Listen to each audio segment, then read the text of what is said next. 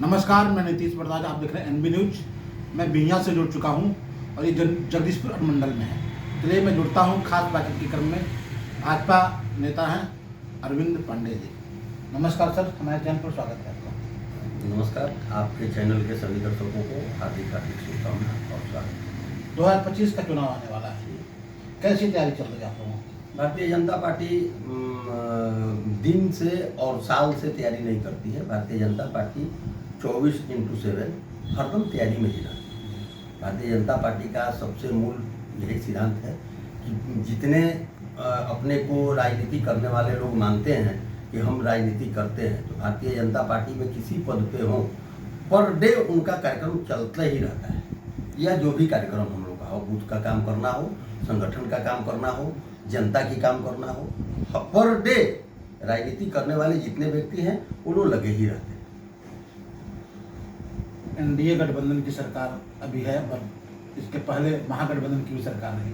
अब प्रशांत किशोर सिंह आ गए हैं, क्या लगता है? देखिए, प्रशांत किशोर आ गए हैं, ऐसे लोग बहुत आते जाते रहते हैं। इन लोगों का कोई यहाँ वजूद नहीं है। अपने को दिखा रहे हैं हम पढ़े लिखे हैं, ये हैं वो हैं। तो पढ़े लिखे तो केजरीवाल भी थे जो कि दिल्ली को लूट के ख़त्म कर दिए। तो प्रशांत किशोर यही दिखा रहे हैं। आज अपने को ईमानदार का तोहफा दे रहे हैं, सभी को दिखा रहे हैं कि हम बहुत ईमानदार हैं, बहुत कर्मठ है, बहुत जुझारू है। लेकिन इसके पहले देखिएगा कि तो कोई पार्टी ऐसी बाकी नहीं रह गई जिसका झोला ठोक करके और अपने आप को साबित नहीं करना चाहे और या पैसा कमाने में अपना प्रयास नहीं छोड़े हैं। वही सब पैसा कमा करके पार्टियों से लूट पाट के अपना। आप बिहियां प्रखंड में आते हैं जी। और बिहियां जगदीशपुर अनुमंडल का एक माँ महथिर माई का क्षेत्र है। यहाँ पर क्या लगता है आपको? देखिए, महथिर माँ की कृपा से शाहपुर विधानसभा में भारतीय जनता पार्टी का 2005 से परचम लहराया है और आज भी लहराते आया है। टक्कर जबरदस्त होने वाला है। कोई टक्कर नहीं है। भारतीय जनता पार्टी में टक्कर कोई नहीं रहता है और भारतीय जनता पार्टी अपने आप में एक दम की पार्टी है और अपने आप चलते रहती है। फिलहाल में जवनिया में आया है बाढ़। जी, वो मेरा गांव ही है, मेरा इस जन्म पे राजनीति हो रही है। देखिए, राजनीति कोई करे, आपदा में तो राजनीति किसी को नहीं करनी चाहिए। आपदा ही ऐसा चीज़ है, इसमें गरीब हो अमीर हो किसी को आपदा पहचानती नहीं है। कौन गरीब है कौन अमीर है। हमारे गांव में जाइएगा, चूँकि मेरा जन्मस्थली है, हम पढ़े लिखे भी शुरुआती वहीं से हैं और अपना राजनीतिक शुरुआत भी हम वहीं से किए हैं।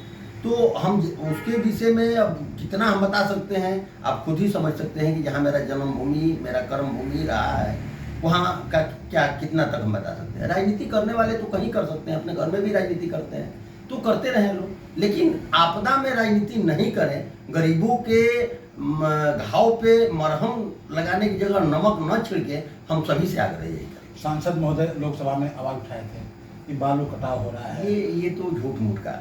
देखिए, आवाज उठाना आज की जरूरत नहीं है ना। बालू उठाना 7 किलोमीटर गंगा काट के चली आई तो बालू से थोड़ी है। आज जब बालू ही कटा तो आप सांसद और विधायक खुद ही हैं, तो आपको देखना चाहिए ना। निगरानी तो आपकी जिम्मे है कि शाहपुर विधानसभा लूटा जा रहा है कि शाहपुर विधानसभा को बचाया जा रहा है। विपक्ष उठा रहा है सवाल कि मुख्यमंत्री नहीं आए, मंत्री लोग नहीं आए यहाँ पर। देखिए, मुख्यमंत्री कहाँ जाते हैं, यहाँ उनका संगठन नहीं होता है। उनके मुख्यमंत्री तक हमारे जो भी संगठन के लोग हैं वहाँ तक हर एक बात पहुँच रही है और हर एक मदद वो पहुँचा ही रहे हैं। तो आ करके बहुत कुछ नहीं कर सकते हैं। करने वाला वहाँ से भी कर सकता है और यहाँ आके भी नहीं कर सकता है। जिस दिन कटाव शुरू हुआ है उस दिन से 18-17 कटाव तो बहुत पहले से है, लेकिन भयंकर कटाव हम लोग का 17 तारीख से चालू हुआ। 17 से जो चालू हुआ है कटाव, अंधाधुंध घर गिरने का काम लगा। 18 तारीख को ही हम लोग जिला में, 19 तारीख को हम लोग प्रदेश में, प्रदेश अध्यक्ष से लेकर के आपदा मंत्री से लेकर के और प्रभारी मंत्री तक, मुख्यमंत्री तक सबको सूचना हम लोग देने का काम किया। हमारी विधायिका मुन्नी देवी जी हैं, उनके हस्बैंड मुक्तेश्वर ओझा जी, दोनों आदमी जाके मिल के सबको बताने का काम किया।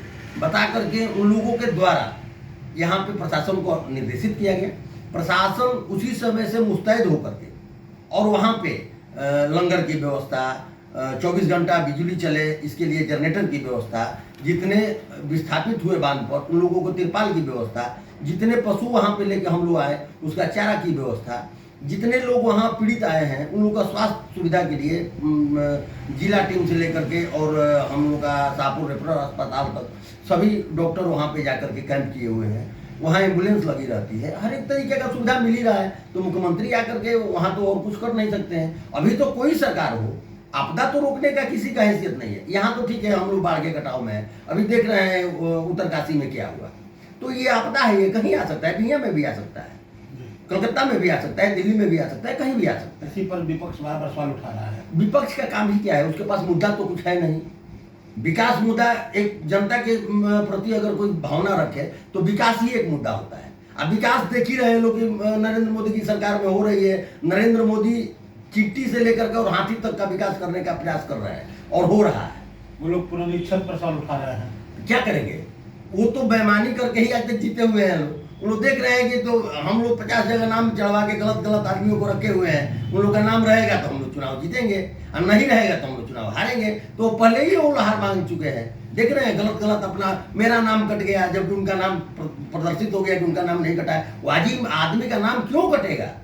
नहीं कटेगा, किसी का नहीं कटेगा। तेजस्वी यादव करें कि अब की बार हम मुख्यमंत्री बनेंगे। कहने के लिए तो हम भी कह सकते हैं कि हम राष्ट्रपति बन जाएंगे, तो कहने से थोड़ी हो जाएगा। ख्याली पुलाव अपने मन में कोई पका सकता है, कुर्सी पर नहीं पका सकता है। उस पर जनता जिसको बैठाएगी वही बैठेगा। जनता आज ही नहीं 2005 से ही मन बना चुकी थी। थोड़ा सा बीच में कहीं ना कहीं कुछ खामियां थी जिसके कारण कुछ विकास में हम लोग का बाधा आ गया। नहीं तो आज तक विकसित बिहार जो प्रधानमंत्री जो दिए हैं टारगेट 2047 का, वो अभी तक हो चुका रहता। अभी तक अगर रेगुलर सरकार अभी नीतीश कुमार से एनडीए गठबंधन की चली रहती तो अभी तक विकसित बिहार हो चुका रहता। लेकिन बीच में इन्हीं लोगों ने उनको बरगला के और बौखला के और सरकार में इधर उधर करके और सरकार हम लोग के जनता को विनाश करने का काम किया। अच्छा चलिए मैं बात करता हूँ। कल ऋतुराज सिन्हा जा रहे थे इधर से, किया सवाल हम लोगों ने किया कि जगदीशपुर विधानसभा जो है वहाँ के लोग भाजपा की मांग कर रहे हैं प्रत्याशी। देखिए, मांग तो कोई करता है, हर एक कार्यकर्ताओं का महत्वाकांक्षा है, अपनी अपनी महत्वाकांक्षा से कोई डिमांड करेगा। लेकिन सीट बंटवारा एनडीए सरकार का सिर्फ नेतृत्व करता है और भाजपा लड़े या जदयू लड़े, केवल चेहरा बदल जाता है। उपेंद्र कुशवाहा का भी बयान आया है। हाँ, सब लोग, मेरी एनडीए गठबंधन में कोई भी लड़ सकता है।